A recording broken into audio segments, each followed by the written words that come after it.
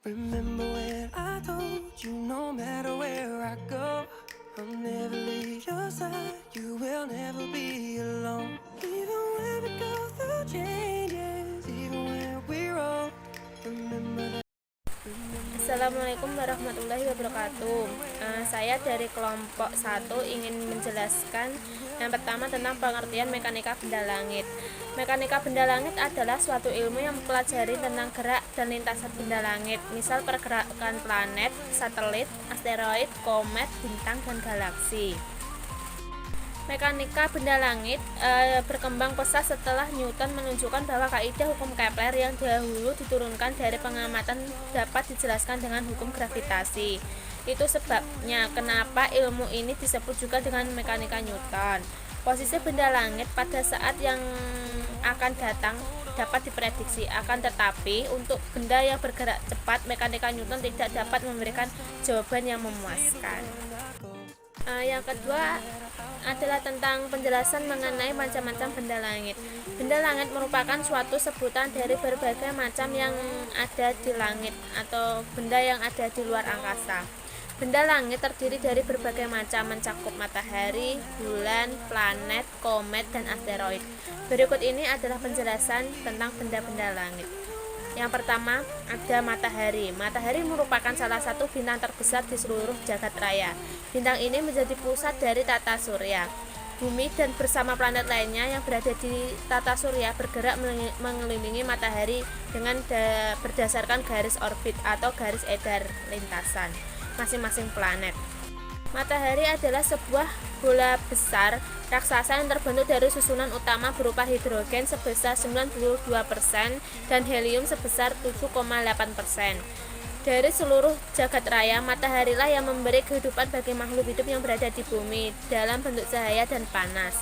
Energi yang dihasilkan oleh matahari terletak pada bagian inti yang mana memiliki suhu panas mencapai 15 juta derajat Celcius. Pada bagian inti inilah gas hidrogen diubah menjadi sebuah helium, dan seiring dengan proses perubahan tersebut maka dihasilkan sebuah energi yang berupa cahaya dan panas serta terpancar ke seluruh tata surya.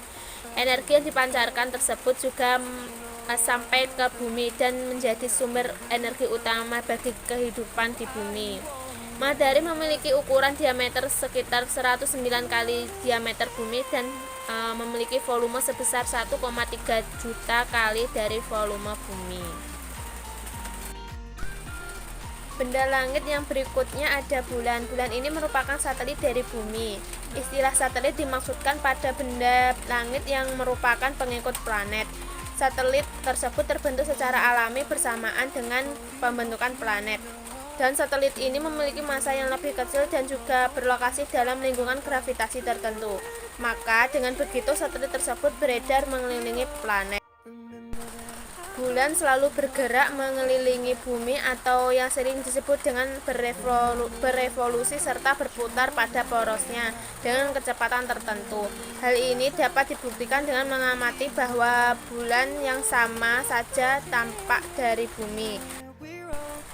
Salah satu akibat dari revolusi bulan adalah munculnya fase bulan, yaitu bentuk bulan yang terus berubah apabila dilihat dari bumi karena bulan tersebut dikenai cahaya dari matahari yang terus berubah dengan teratur. Perubahan fase bulan secara periodik dapat digunakan untuk melakukan perhitungan atau penanggalan kalender. Benda langit yang ketiga adalah planet. Planet merupakan sebuah anggota tata surya yang memiliki ukuran relatif besar dan juga tidak memancarkan cahaya sendiri. Di dalam sistem tata surya, setidaknya memiliki 8 planet, yaitu Merkurius, Venus, Bumi, Mars, Jupiter, Saturnus, Uranus, dan Neptunus. Planet tersebut dibagi menjadi planet luar dan planet dalam. Yang termasuk planet luar adalah Jupiter, Saturnus, Uranus, dan Neptunus. Sedangkan yang termasuk planet dalam adalah Merkurius, Venus, Bumi, dan Mars. Planet luar mempunyai struktur seperti bola gas dan juga memiliki cincin, sedangkan planet dalam memiliki struktur seperti bola padat dan tersusun atas berbatuan. Yang keempat ada meteor. Meteor merupakan sebuah serpihan benda angkasa yang berupa bebatuan dan jika memasuki bumi sering disebut dengan bintang jatuh. Hal ini disebabkan adanya gesekan antara meteor dengan atmosfer bumi. Meteor akan mengeluarkan cahaya saat memasuki bumi. Gesekan tersebut akan menghasilkan panas dan memancarkan sebuah cahaya. Apabila meteor yang jatuh ke bumi berukuran kecil, meteor tersebut akan hancur dan berubah menjadi debu saat terjadi gesekan dengan atmosfer. Akan tetapi apabila ukuran meteor cukup besar, maka akan ada sedikit bagian meteor yang melewati atmosfer dan jatuh ke bumi. Hal ini dikenal dengan meteorit. Yang selanjutnya ada asteroid. Asteroid adalah sebuah serpihan benda langit yang berupa bebatuan yang padat dengan bentuk dan ukuran yang bervariasi. Rata-rata asteroid terletak pada daerah yang sering disebut dengan sabuk asteroid, di mana letaknya di antara orbit Mars dan Jupiter. Yang terakhir ada komet. Komet merupakan sebuah serpihan benda langit yang terbentuk atas debu dan bola es. Komet hanya bisa terlihat saat sedang melintas dekat dengan matahari dan bisa dikenali dengan mudahnya dari ekornya yang bisa memanjang hingga ratusan kilometer. Ekor komet tersebut juga akan selalu menuju ke arah yang menjauhi matahari. Ekor tersebut terbentuk karena energi yang dipancarkan oleh matahari meniup sebagian debu dan juga partikel gas yang ada pada permukaan komet sehingga terlihat seperti sebuah ekor.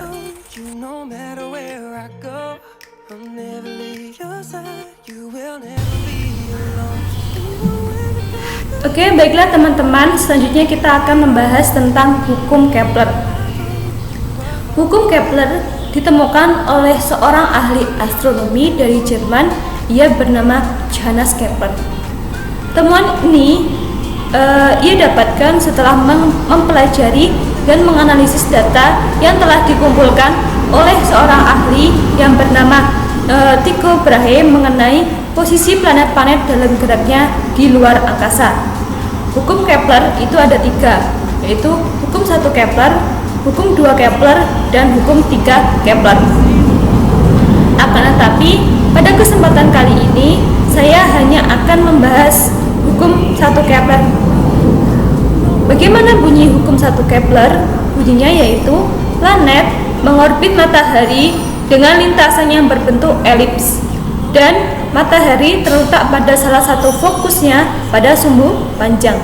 Jadi, menurut Johannes Kepler, planet baik itu Merkurius, Venus, Bumi, dan lain sebagainya mengitari matahari dengan lintasan yang berbentuk elips, bukan lingkaran sempurna atau bundar. Dan maksudnya seperti ini. Nah, elips itu seperti ini. Jadi, bukan lingkaran sempurna atau biasa kita sebut lonjong. Apa bedanya dengan lingkaran sempurna? Kalau lingkaran sempurna itu punya titik pusat yang letaknya di tengah-tengah lingkaran, dan jarak dari titik pusat ke sisi-sisi lingkaran itu sama, yang biasa kita sebut dengan jari-jari atau R. Akan tetapi untuk elips itu bukan titik pusat, akan tetapi titik fokus yang jumlahnya 2, dan matahari itu terletak pada salah satu titik fokus tersebut. Ini matahari, ini planet.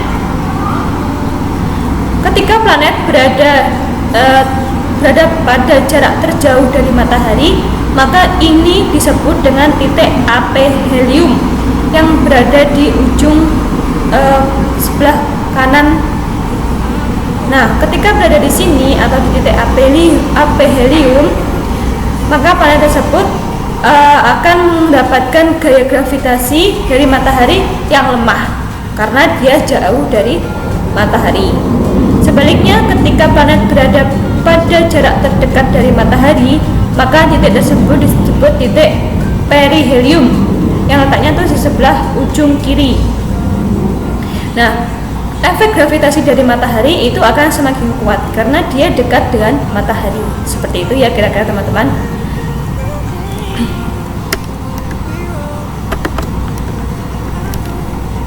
Oke, apa itu elips? Apa itu elips? Elips adalah kurva dalam bidang yang mengelilingi dua titik fokus sehingga penjumlahan jarak kedua titik fokus konstan untuk setiap titik pada kurvanya. Jadi elips tadi ya seperti lonjong. Di sini ada titik P, di sini ada titik Q ya teman-teman, maaf gak kelihatan. Nah, D1 ini adalah jarak dari titik P ke titik fokus pertama. Kalau D2 itu jarak dari P ke titik fokus kedua. Nah, A itu jarak dari titik Q ke titik fokus kedua. Kalau B itu jarak dari titik Q ke titik fokus ke pertama. Nah, apabila D1 dan D2 ini dijumlahkan, maka hasilnya sama dengan penjumlahan dari A dan B. Jadi dimanapun titik itu berada, maka hasilnya akan tetap sama. Maka D1 plus D2 sama dengan A plus B, jadi sama hasilnya. Penjumlahan D1 dan D2 nanti akan sama dengan penjumlahan A dan B, seperti itu. Jadi itu adalah elips. Kesimpulannya dari hukum satu Kepler ini bahwa planet itu mengitari matahari itu dengan lintasan yang berbentuk elips, bukan lingkaran sempurna. Baiklah teman-teman, itu saja yang dapat saya sampaikan mengenai hukum satu Kepler. Kurang lebihnya saya mohon maaf, dan akan dilanjutkan oleh rekan saya tentang hukum 2 Kepler. Terima kasih.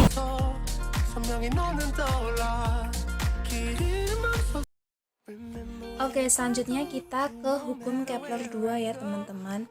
Jadi di hukum Kepler 2 ini nanti akan membahas tentang perubahan kecepatan yang terjadi pada orbit planet. Nah, bunyi hukum Kepler 2 yaitu luas daerah yang disapu oleh garis antara matahari dengan planet adalah sama untuk setiap periode waktu yang sama. Nah, teman-teman bisa lihat ya di gambar ada angka 1, 2, 3, dan 4. Nah, di situ luas antara titik 4 kemudian ke matahari dan ke angka 3 sama dengan luas antara titik 1, matahari, dan angka 2 itu memiliki luas yang sama. Nah, kemudian garis penghubung matahari dengan titik planet, ini kan ada garisnya ini ya, ke planet 1, 2, 3, dan 4 itu melewati sudut yang disimbolkan dengan d theta. Nah, jarak garis dengan daerah yang diarsir itu disimbolkan dengan r. Jadi, di hukum Kepler 2 ini ditemukan rumus luas, yaitu dA itu sama dengan setengah r kuadrat d theta, di mana dA itu merupakan luas dari garis yang menghubungkan antara matahari dengan planet pada daerah yang diarsir itu. Dan untuk mengukur kecepatan planet ketika melewati daerah tersebut itu bisa disubstitusikan melalui persamaan matematis, yaitu dA dt. Nah, kecepatan di sini itu biasa juga disebut sebagai kecepatan sektor ataupun bulan vektor. Dan kecepatan sektor ini memiliki nilai yang sama terhadap titik-titik 1 ke 4 di orbit yang elips ini. Selanjutnya di sini ada yang namanya perihelion yang berada di titik 1 dan 2. Di situ mereka memiliki kecepatan yang lebih tinggi karena letaknya yang dekat dengan matahari. Sedangkan jarak yang terjauh itu ada aphelion, itu ada di titik 3 dan 4. Dia memiliki kecepatan yang lambat karena lebih jauh dari matahari.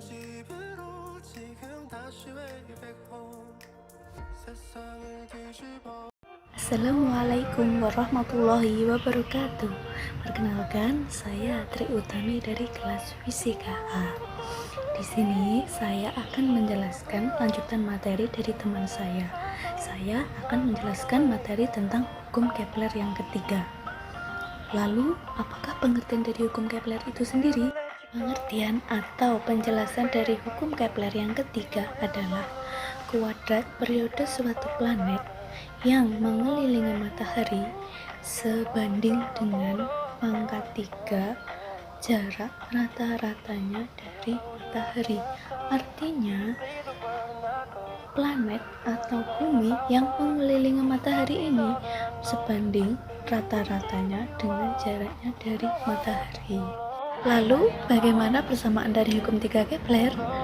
Hukum Kepler yang ketiga memiliki persamaan bahwa T kuadrat sebanding dengan T pangkat 3. T kuadrat sebanding dengan R pangkat 3. Artinya T1 per T2 pangkat 2 sama dengan R1 per R2 pangkat 3. Di sini T1 adalah periode planet pertama, T2 adalah periode planet kedua, dan R1 adalah jarak planet pertama dengan matahari, dan R2 adalah jarak planet kedua dengan matahari.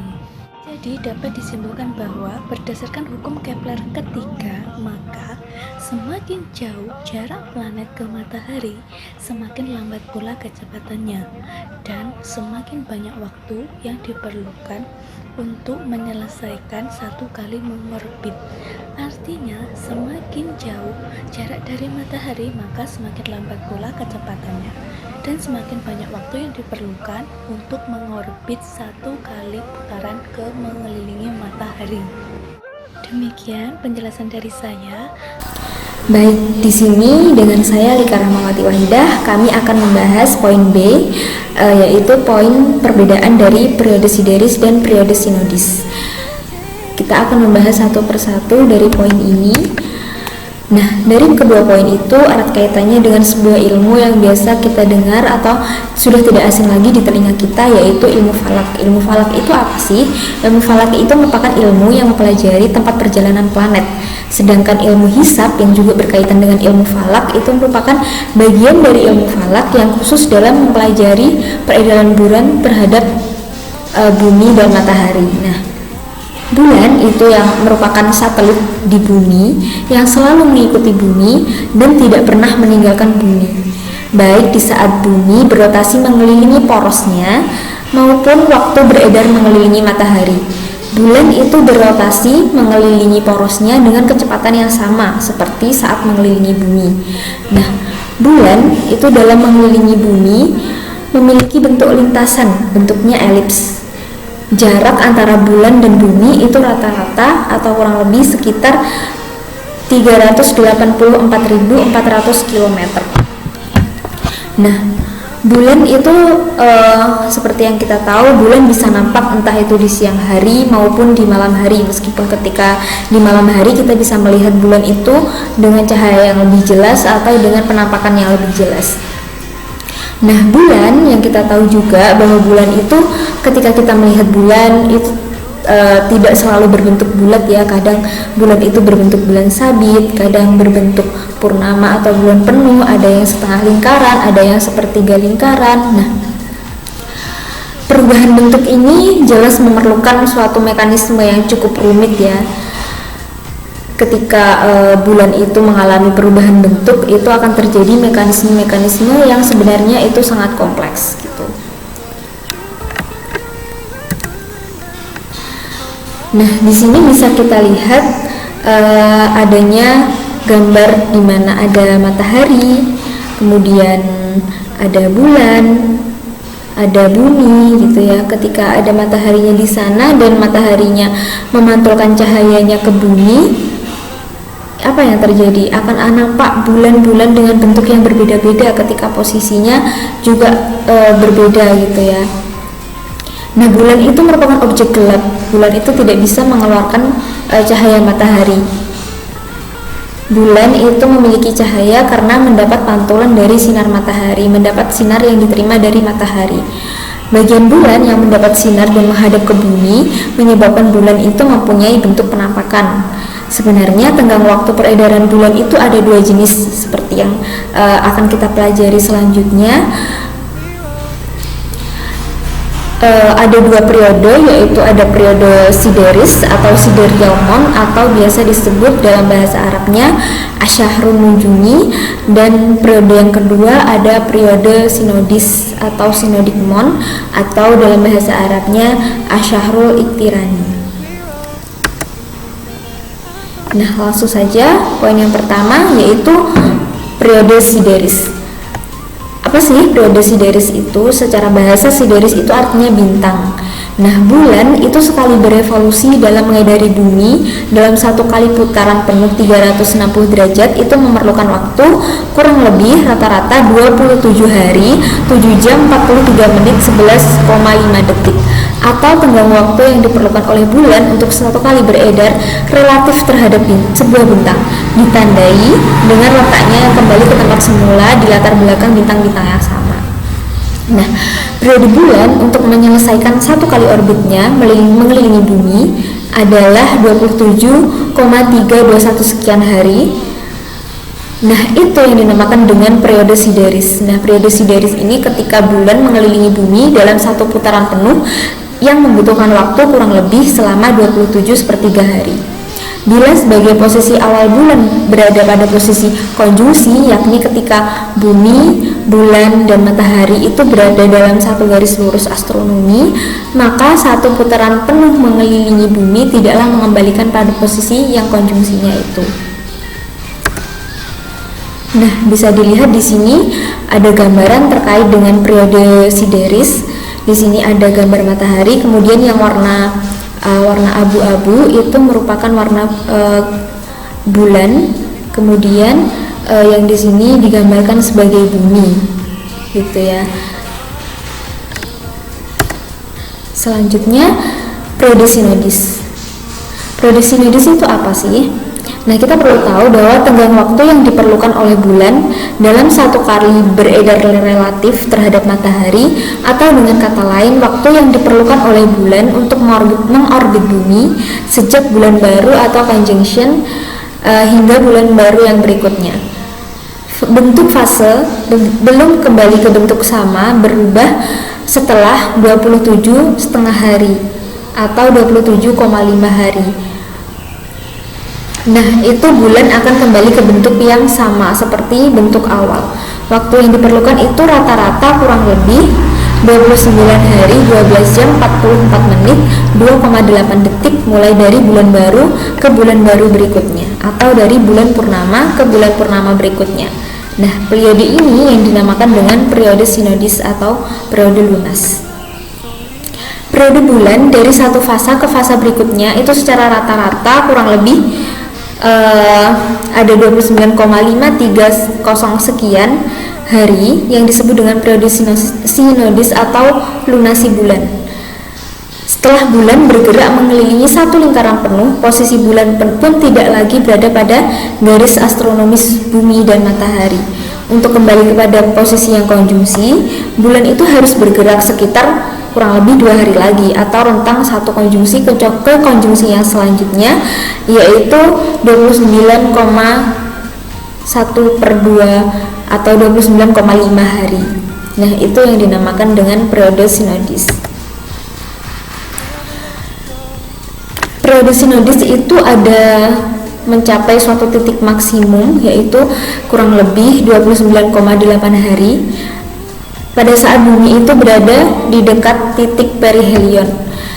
Titik perihelion ini terletak pada awal Januari, akan tetapi pada saat tersebut periode sinodis dapat mencapai titik minimum ya, kurang lebih 29,4 hari, atau bahkan bisa mencapai 29,3 hari.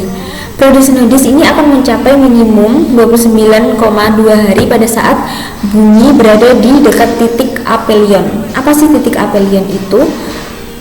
Titik aphelion itu merupakan titik di mana titik terjauhnya bumi ke matahari. Jadi bumi itu ada titik di mana bumi bisa pada suatu titik yang paling dekat dengan matahari, dan bumi berada di titik paling jauh dari matahari. Itu yang dinamakan dengan titik aphelion.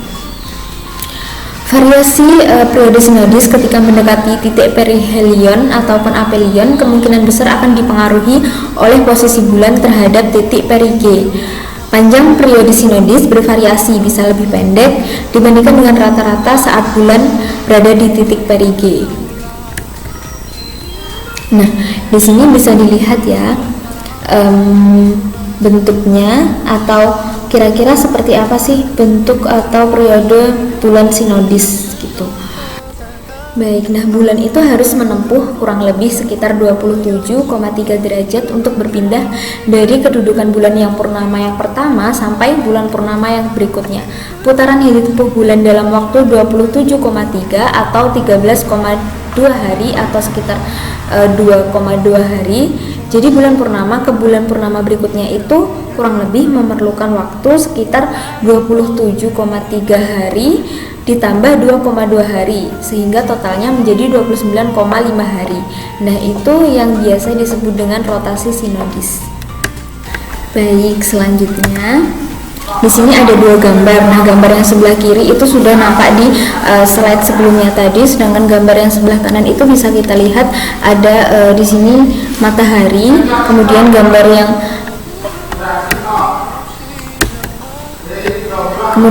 yang ukurannya sedang itu bumi dan itu bulan. Nah, di nomor 1 dan 2 itu merupakan skema periode siderisnya, kemudian di gambar 1 dan 3 itu merupakan gambar periode sinodis pada bulan gitu. Nah, cukup sekian presentasi dari kelompok 1 mekanisme benda langit. Semoga presentasinya bermanfaat dan bisa memahamkan konsep kepada teman-teman semua. Sekian, wassalamualaikum warahmatullahi wabarakatuh.